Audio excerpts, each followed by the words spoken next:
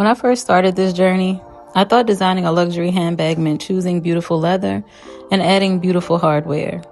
But the more I've learned, the more I've realized that luxury is really found in the details.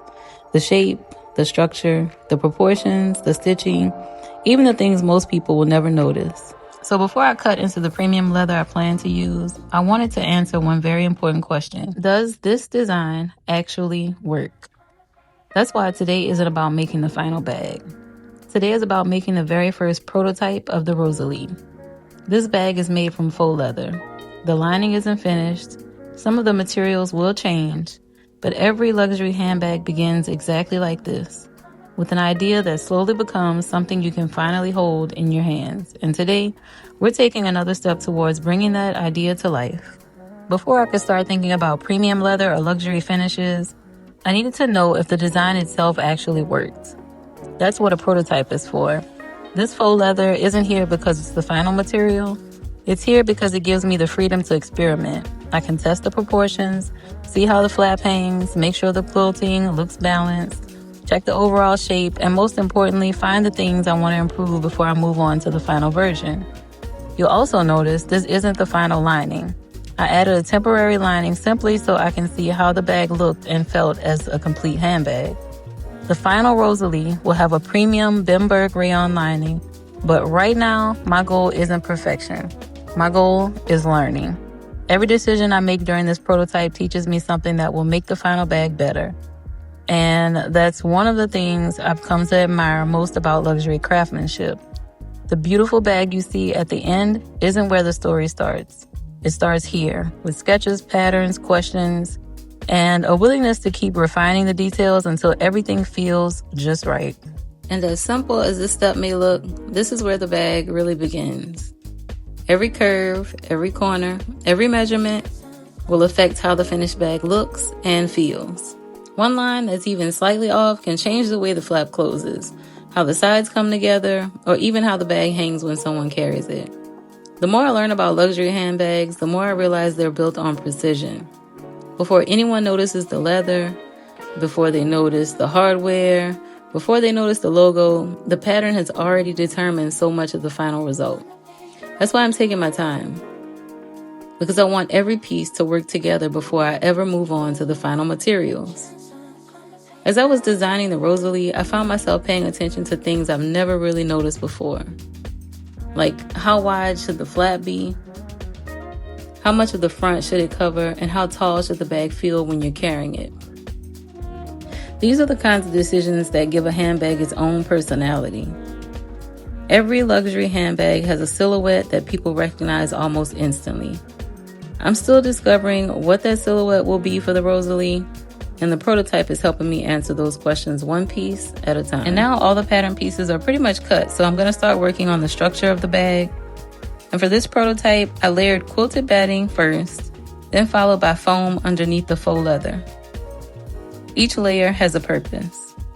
The batting adds softness and helps create the cushion feel, while the foam gives the bag more body and helps the quilting stand out. It's amazing how much the materials that you don't see can change the way a handbag looks and feels. So as I continued studying luxury handbags, I realized that what makes them feel special isn't just the leather on the outside. It's the structure underneath. It's how the bag keeps its shape. It's the way the quilting catches the light. It's how the bag feels when someone picks it up for the first time.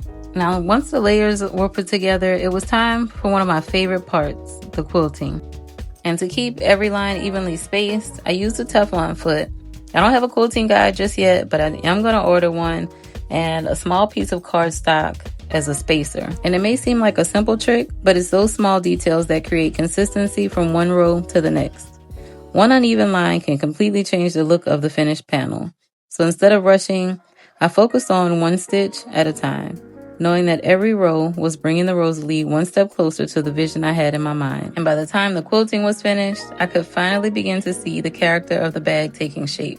I was so tired after quilting all these pieces, but this was the moment that I was waiting for.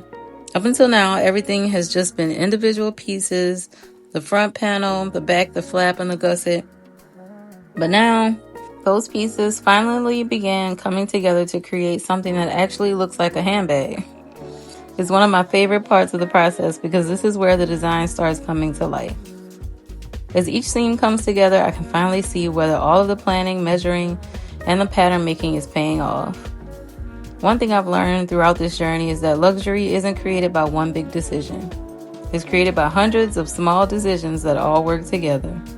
Every seam, curve, corner, stitch, they're all contributing to the final result. And then as I continued sewing, I found myself stopping every so often just to pick up the bag and look at it. I wanted to see how it stood on its own, how the proportions felt in my hands, how the flap rested against the front. Those little moments told me more than any sketch ever could. And for the first time, I wasn't looking at the pattern anymore. I was looking at the Rosalie. So before finishing putting it all together, I decided to go ahead and add some of the hardware. And since this was only a prototype, I didn't use the final hardware that's been manufactured for the Rosalie. The custom 1/2 inch grommets are still being made. So for now, I used some 1/4 inch grommets that I already had on hand. The goal wasn't perfection. The goal really is just to see how everything works together. And so I also installed the magnetic snaps. And that's when I made one of those mistakes every maker eventually makes. I was looking back and forth between my iPad and the bag while installing the hardware, and somehow I managed to put the wrong half of the snaps on the flap. So everything had to come back apart. And honestly, that's exactly why you build a prototype. Not because you expect everything to go perfectly, but because you expect to learn. Every mistake teaches you something. Every adjustment improves the next version. And every time you take something apart and rebuild it, you're getting a little closer to the final vision. I could have been frustrated, but instead, I reminded myself that this is part of the process. No one ever sees the prototypes behind the finished luxury handbag.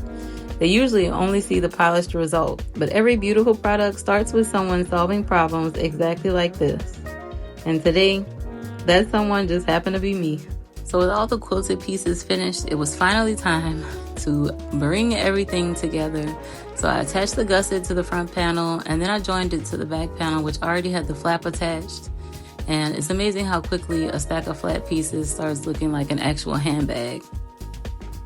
The moment I turned it inside out was one of those moments I'll never forget. For the first time, I could finally see the Rosalie taking shape. To help me evaluate the inside of the bag, I made a simple temporary lining. I had some pretty floral fabric that I got from Hobby Lobby, so I just used that to make the lining. I used a little bit of the faux leather for the flap on the inside lining, and I also used some of the faux leather for the base of the lining. But this isn't the lining that will be in the final bag, like I said. I didn't add any interior pockets just yet. And I also left off the exterior pocket because I'm still deciding exactly where I want it to go. But the final Rosalie will have a premium Bimberg rayon lining. I'm pretty sure that's the fabric that I'm going to go with. I may do a little thin suede material or just something to really make it feel like a really nice luxury handbag. I'm still deciding whether that exterior pocket belongs on the front or the back. And that's exactly what this prototype is helping me figure out. Once the lining was sewn in, I turned everything right side out. I closed off the opening in the lining and finished the bag with top stitching around the flap and the top edge. Along the way, I ran into another challenge. Earlier, I had installed the grommets before adding the lining, which meant there were no openings for the strap to pass through. So I removed the hardware, installed temporary 1/2 inch grommets. I cut matching openings in the lining and put everything back together. It's another reminder that prototypes aren't about getting everything right the first time. They're about finding the things you want to improve before you build the final version. Now, once I added the leather mock-up strap and the gold purse feet, everything finally started coming together. Even though those aren't the final materials, seeing all the hardware in place made it easy to imagine what the final Rosalie will become. Then came the moment I've been waiting for. I picked it up, opened it, tried it on, filled it with my everyday essentials, and smiled. The size turned out exactly the way I hoped. At approximately 9 inches wide and 7 inches tall and 3 inches deep, it's compact enough to carry comfortably but still roomy enough for my phone, wallet, and everyday items I actually use. That's exactly what I wanted. This prototype answered so many questions. It confirmed the proportions, it confirmed the silhouette, it confirmed the overall vision. There's still a lot of work to do. The premium leather, the custom hardware, the lining, my signature logo, and all the little details that will make the Rosalie feel truly complete. But standing here, holding this prototype, I know I'm headed in the right direction. The dream that started as a sketch is finally becoming something I can hold in my hand, and I couldn't be more excited for what's next. So thank you so much for following this journey with me. And it's been another day in the business that I prayed for, and I don't know what tomorrow holds, but today I showed up, and that's enough.